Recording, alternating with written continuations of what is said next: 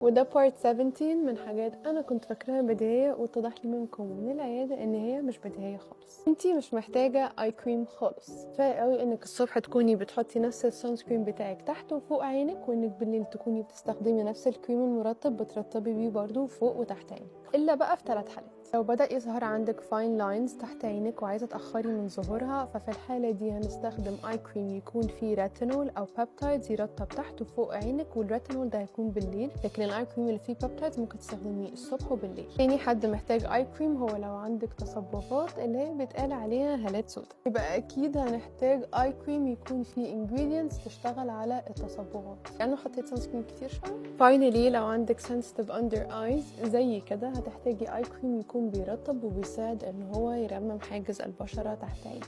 بس خليكي فاكره انه الاهم من الاي كريم هو انك تكوني بتستخدمي سان سكرين كل يوم الصبح تحت عينك وبتدي عليه كل ساعتين، especially لو عندك اي مشكله من اللي احنا اتكلمنا عنه.